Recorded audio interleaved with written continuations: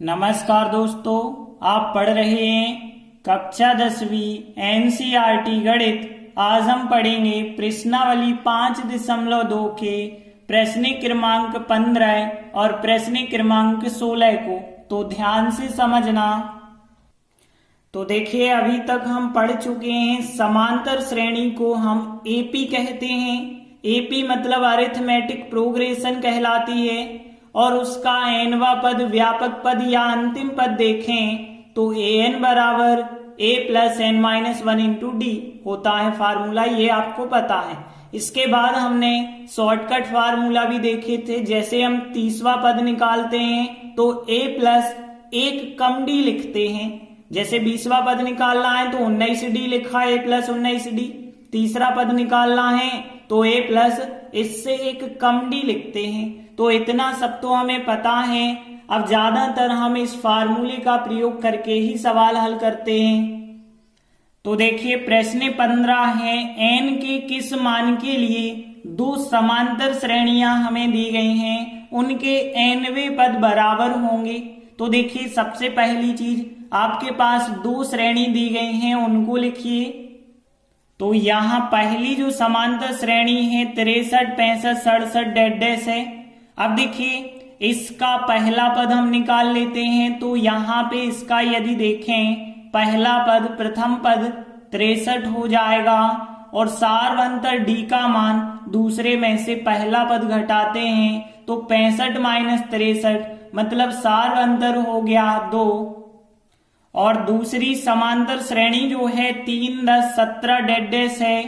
अब इसलिए इसका भी हमें प्रथम पद निकालना होगा और सार्वंतर निकालना होगा। लेकिन ध्यान रखना, स्मॉल ए स्मॉल डी आप पहली श्रेणी में माना है, इसलिए दूसरी श्रेणी में कैपिटल ए का मान हम मान के चल रहे हैं। पहला पद कैपिटल ए है जो कि 3 हो जाएगा और सार्वंतर को कैपिटल डी मान के चल रहे हैं जो कि 10 माइनस 3 करेंगे, मतलब दूसरे में से पहला पद घटाएंगे तो कितना हो गया, 7 हो गया।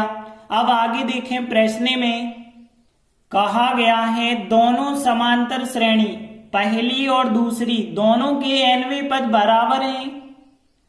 तब प्रश्नानुसार पहली एपी का, पहली समांतर श्रेणी का nवा पद मतलब an का मान दूसरी समांतर श्रेणी के nवें पद के बराबर है।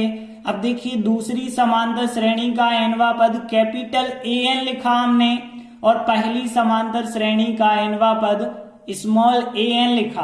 अब देखिए, हमें an का फार्मूला पता है, a plus n minus 1 into D होता है। दूसरी श्रेणी में भी बिल्कुल यही फार्मूला, लेकिन ध्यान रखना, दूसरी श्रेणी में स्मॉल a की जगह कैपिटल A है और स्मॉल d की जगह कैपिटल D है।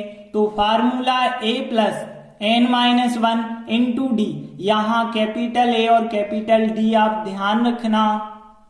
अब देखिए, इनके हम मान रखेंगे। स्मॉल a का मान कितना है, 63 है, प्लस n माइनस 1 और स्मॉल d का मान है 2, तो 2 लिखा, बराबर कैपिटल A का मान है 3 प्लस n माइनस 1 और कैपिटल D का मान है 7। आगे देखिए, यहाँ पे 63, अब यहाँ कोष्टक हम खोल लेते हैं तो 2 का n से गुणा 2n और 2 का माइनस 1 से 2 हो गए माइनस के 3, 7 का n से गुणा कर दीजिए 7n और 7 का 1 से गुणा करिए तो 7 एकम 7। अब आप अंक एक तरफ कर लें, n दूसरी तरफ कर लें। तो देखिए, यहाँ पे 2n है, 7n हम इस तरफ लाएंगे, माइनस के हो गए, बराबर यहाँ पे देखिए 3 माइनस 7 पहले से हैं, यदि आप 63 इस तरफ ले गए तो माइनस के हो जाएंगे और यदि माइनस के 2 ले गए तो वो प्लस के 2 हो जाएंगे।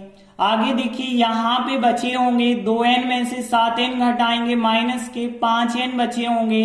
यहाँ पे देखिए, धन धन की संख्याएं अलग कर लो तो 3 और 2 5 हो गए धन के, माइनस के 7 है, माइनस 63, माइनस के हो गए 70।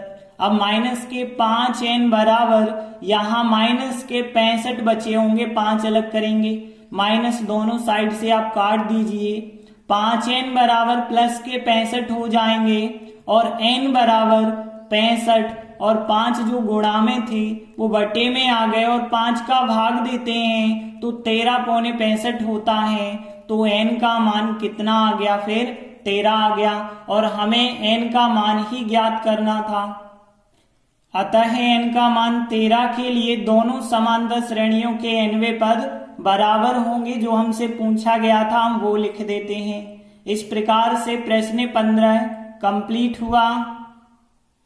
आगे देखिए 16वां क्वेश्चन है, वह समांतर श्रेणी ज्ञात कीजिए जिसका तीसरा पद 16 है और 7वां पद 5वें पद से 12 अधिक है। तो हम मान के चलते हैं वह समांतर श्रेणी।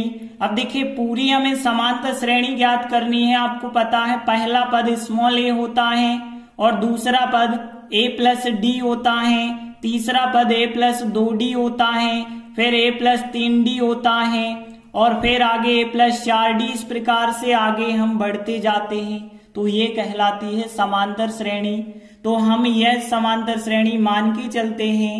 अब आगे देखिए कहा गया है कि यहाँ पे तीसरा पद है 16, तीसरा पद दिया गया है हमें 16 के बराबर है।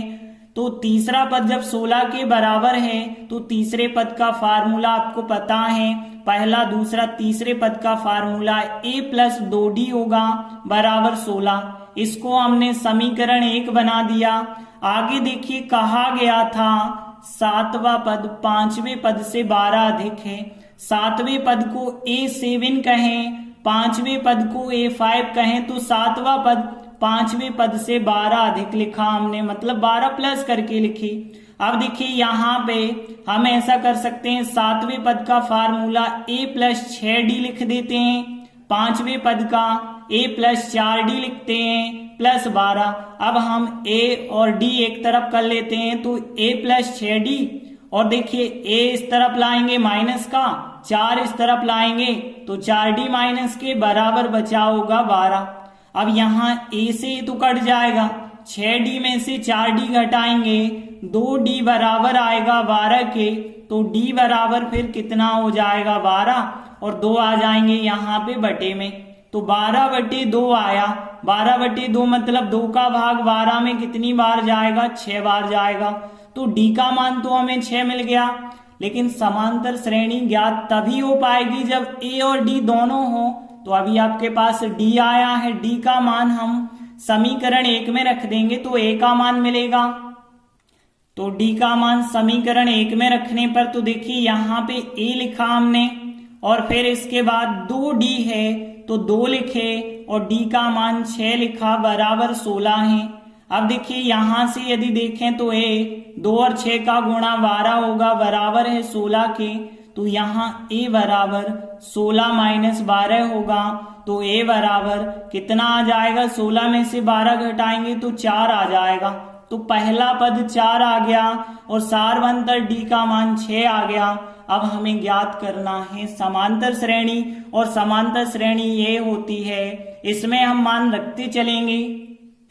तो देखिए हमें समांतर श्रेणी में मान रखेंगे तो पहला पद तो 4 होगा, फिर यहाँ 4 प्लस d का मान कितना है 6 है तो 4 प्लस 6 होगा, फिर यहाँ 4 2 d का मान 6 रखिए, फिर यहाँ 4 a का मान 3 d का मान 6 रखिए और फिर डेड डैश आगे हैं। तो देखिए यहाँ 4 और 4 और 6 10 हो गए, यहाँ 6 दूनी 12, 12 और 4 16 हो जाएंगे, 6 3 18 और 4 22 हो जाएंगे।